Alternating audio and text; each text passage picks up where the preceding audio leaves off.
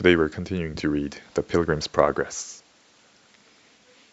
In this place there was a record kept of the names of them that had been pilgrims of old, and a history of all the famous acts that they had done. It was here also much spoken of, how the river to some had its flowings, and what ebbings it had had, while others have gone over. It has been, in a manner, dry for some, while it has overflowed its banks for others. In this place the children of the town would go into the king's gardens, and gather nosegays for the pilgrims, and bring them to them with much affection. Here also grew camphire, with spikenard, and saffron, calamus, and cinnamon, with all the trees of frankincense, myrrh, and aloes, with all chief spices. With these the pilgrims' chambers were perfumed while they stayed there, and with these were their bodies anointed, to prepare them to go over the river, when the time appointed was come. Now while they lay here, and waited for the good hour, there was a noise in the town that there was a messenger come from the celestial city, with matter of great importance to one Christiana, the wife of Christian the pilgrim. So inquiry was made for her, and the house was found out where she was. So the messenger presented her with a letter, the contents whereof were, Hail, good woman, I bring thee tidings that the Master calleth for thee, and expecteth that thou shouldest stand in his presence, in clothes of everlasting life, within these 10 days. When he had read this letter to her, he gave her therewith a sure token that he was a true messenger, and was come to bid her make haste to be gone. The token was an arrow, with a point sharpened with love, let easily into her heart, which by degrees wrought so effectually with her, that at the time appointed she must be gone. When Christiana saw that her time was come, and that she was the first of this company that was to go over, she called for Mr. Greatheart, her guide, and told him how matters were. So he told her he was heartily glad of the news, and could have been glad had the post come for him. Then she bid that he should give advice how all things should be prepared for her journey. So he told her, saying, Thus and thus it must be, and we that are left will accompany you to the riverside. Then she called for her children, and gave them her blessing, and told them that she yet read with comfort the mark that was set in their foreheads, and was glad to see them with her there. And that they had kept their garments so white. Lastly she gave to the poor that little she had, and commanded her sons and her daughters to be ready against the messenger should come for them. When she had spoken these words to her guide and to her children, she called for Mr. Valiant for truth, and said unto him, Sir, you have in all places shown yourself true-hearted. Be faithful unto death, and my king will give you a crown of life. I would also entreat you to have an eye to my children, and if at any time you see them faint, speak comfortably to them. For my daughters, my sons' wives, they have been faithful, and a fulfilling of the promise upon them will be their end. But she gave Mr. Standfast a ring. Then she called for old Mr. Honest, and said of him, Behold an Israelite indeed, in whom is no guile. Then said she, I wish you a fair day. Then said he, I wish you a fair day when you set out from Mount Zion, and shall be glad to see that you go over the river dry-shod.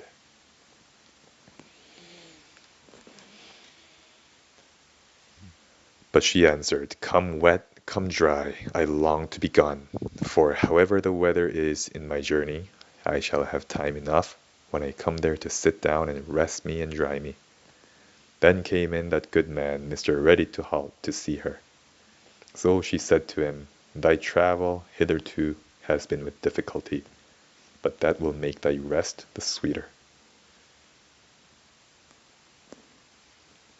But watch and be ready, for at an hour when you think not, the messenger may come. After him came in Mr. Despondency and his daughter Much Afraid, to whom she said, You ought with thankfulness for ever to remember your deliverance from the hands of Giant Despair and out of Doubting Castle. The effect of that mercy is that you are brought with safety hither. Be ye watchful, and cast away fear. Be sober, and hope to the end. Then said she to Mr. Feeble-mind, Thou wast delivered from the mouth of giant Slaygood, that thou mightest live in the light of the living forever, and see thy king with comfort. Only I advise thee to turn thee of thy aptness to fear and doubt of his goodness, before he sends for thee, lest thou shouldest, when he comes, be forced to stand before him, for that fault with blushing. Now the day drew on that Christiana must be gone, so the road was full of people to see her take her journey. But behold, all the banks beyond the river were full of horses and chariots, which were come down from above to accompany her to the city gate. So she came forth and entered the river, with a beck and a farewell to those that followed her to the river side.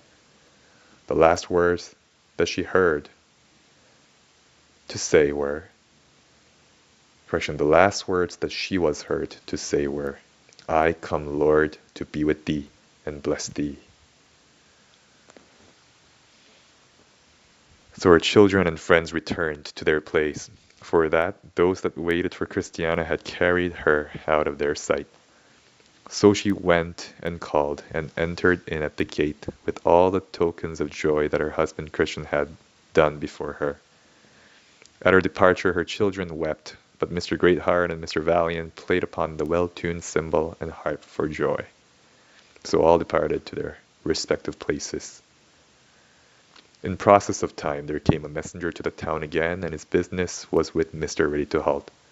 So he inquired him out, and said to him, I am come to thee from him whom thou hast loved and followed, though upon crutches, and my message is to tell thee that he expects thee at his table to sup with him in his kingdom, the next day after Easter. Wherefore prepare thyself for this journey. Then he also gave him a token that he was a true messenger, saying, I have broken thy golden bowl and loosed thy silver cord. After this Mr. Ready-to-halt called for his fellow pilgrims and told them, saying, I am sent for, and God shall surely visit you also. So he desired Mr. Valiant to make his will, and because he had nothing to bequeath to them, that he should survive him but his crutches and his good wishes, therefore thus he said, These crutches I bequeath to my son that shall tread in my steps, with 100 warm wishes that he may prove better than I have done. Then he thanked Mr. Greatheart for his conduct and kindness, and so addressed himself to his journey. When he came to the brink of the river, he said, Now I shall have no more need of these crutches, since yonder are chariots and horses for me to ride on.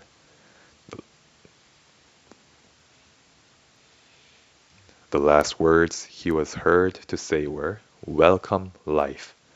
So he went his way. After this Mr. Feeble-mind had tidings brought him, that the messenger sounded his horn at his chamber door. Then he came in and told him, saying, I am come to tell thee that thy master has need of thee, and that in a very little time thou must behold his face in brightness. And take this as a token of the truth of my message. Those that look out at the windows shall be darkened. Then Mr. Feeble-mind called for his friends, and told them what errand had been brought unto him, and what token he had received of the truth of the message. Then he said, Since I have nothing to bequeath to any, to what purpose should I make a will? As for my feeble mind, that I will leave behind me, for that I shall have no need of in the place whither I go. Nor is it worth bestowing upon the poorest pilgrim. Wherefore, when I am gone, I desire that you, Mr. Valiant, would bury it in a dunghill. This done, and the day being come on which he was to depart, he entered the river as the rest. His last words were, Hold out faith and patience. So he went over to the other side.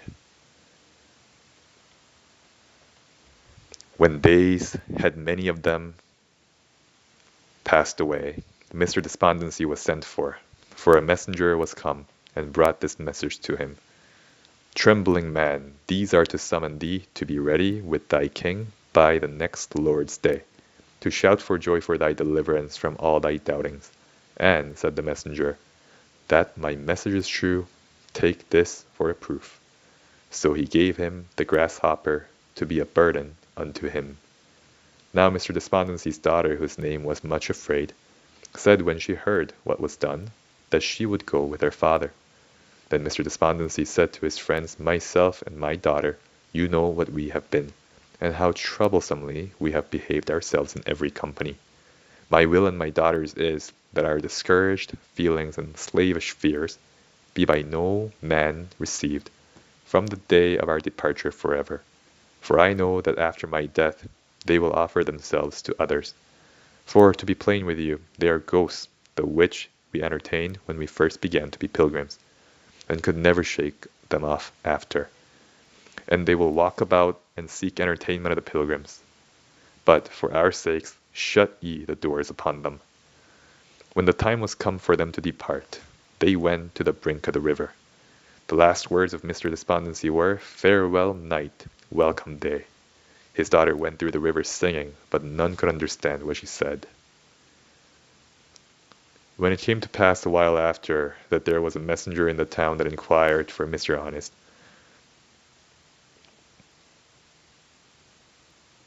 Correction. Then it came to pass a while after, that there was a messenger in the town that inquired for Mr. Honest. So he came to his house where he was, and delivered to his hand these lines.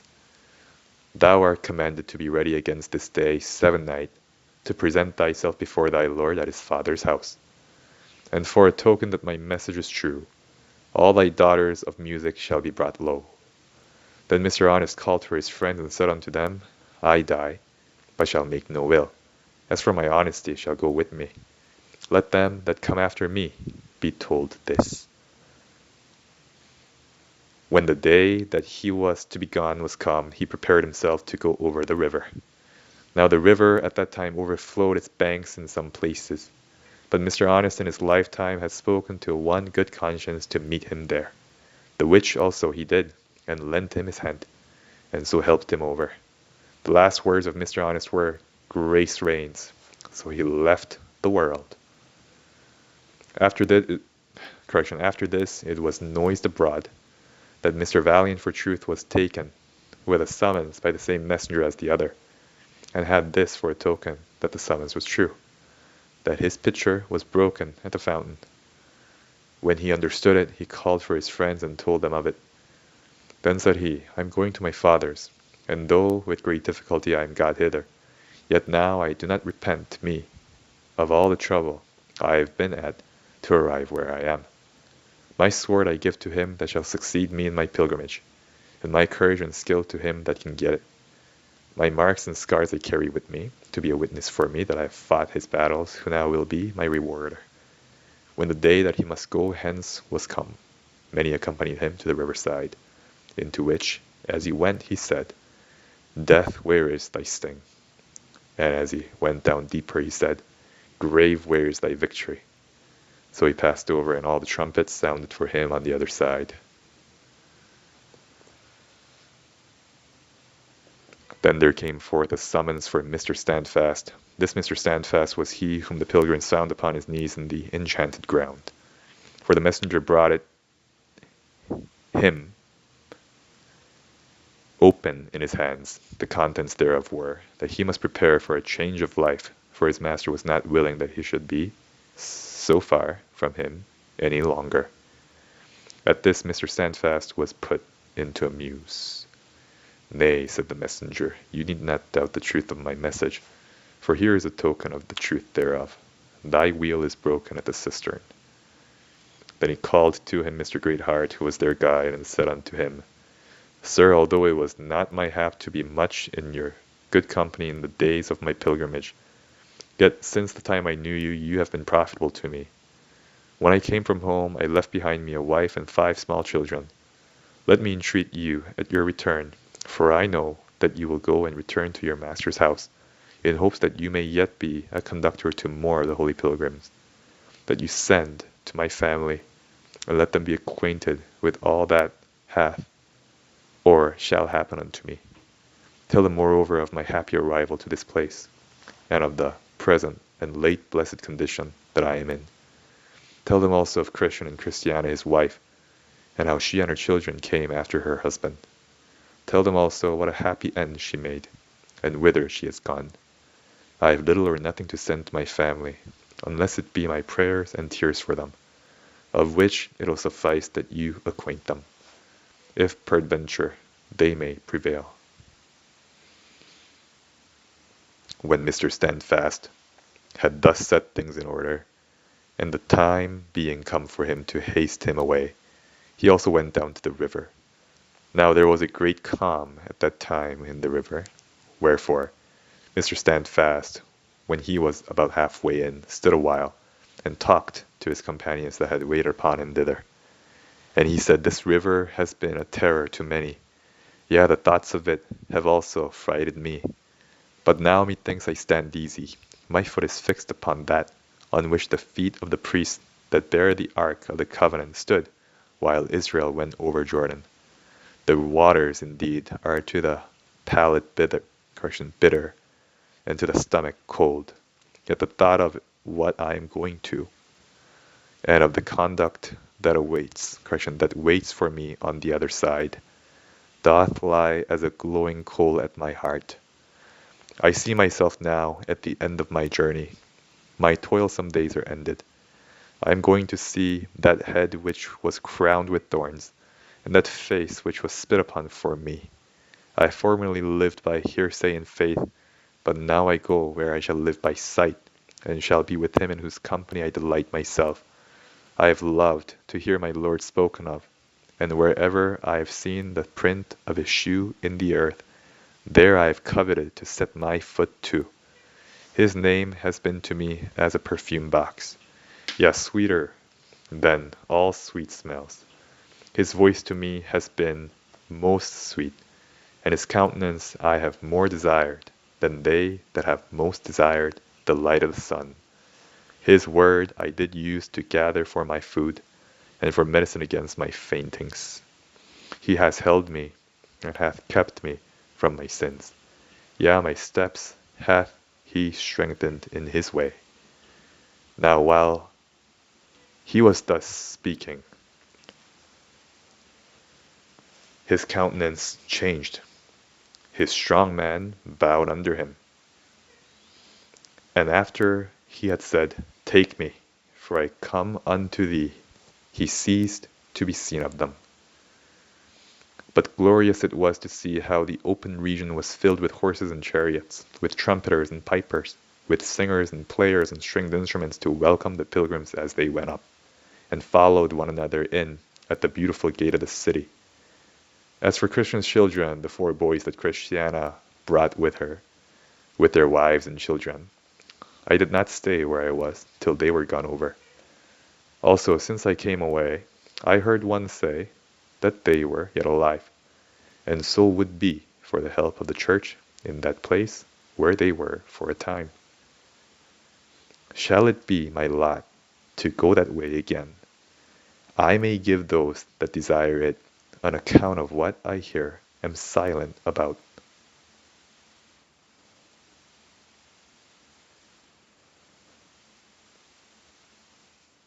Meantime, I bid my reader adieu.